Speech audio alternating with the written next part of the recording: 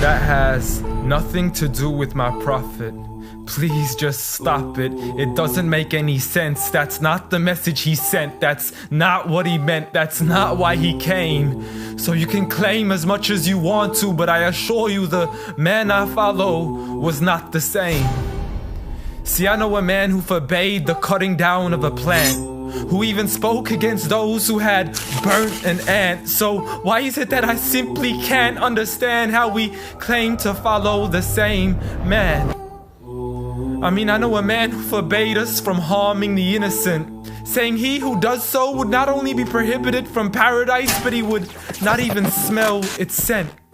So please tell me how what you're doing has anything to do with the message that he sent. This is the man who forbade us from even scaring cattle with a knife, saying you have no right to let the animal die twice. And when he was asked for advice, he'd reply, don't get angry, don't get angry, don't get angry, repeating it thrice. See, I know a man who called to patience first, even to those who had treated him the worst. And when he was asked to invoke Allah's wrath, he said, I was not sent to curse, but rather as a mercy to the earth. Matter of fact, the entire universe, meaning everything that was made. See, this is a man whom the clouds would rush to shade, a man to whom the trees would sway and the birds would flock to seek his aid. For they knew he was a man of justice, a man who would never betray, a man who could be trusted even by those who had wanted him slain. See, Anas bin Malik served him for 10 years and not once had he heard him complain. For he would never get angry for himself, but only for Allah's sake. And he never responded to evil with evil, but rather he pardoned and forgave.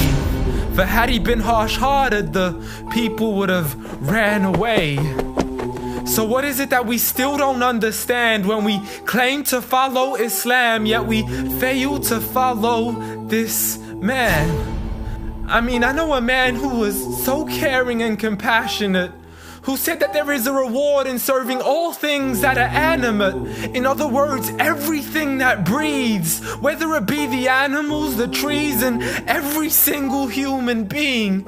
I mean, if Allah called him Rahmatan lil Alameen, how dare you call him anything else that contravenes?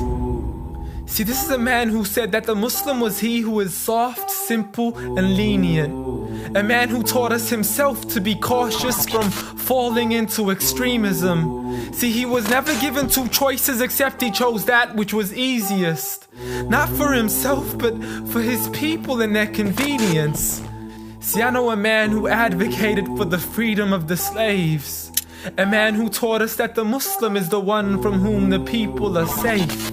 Not only from his hands, but even from the words that he says. See, this is a man who would never mock, mimic, nor ridicule, nor would he ever publicly rebuke an individual. This is the man I follow, so forgive me if this sounds unusual.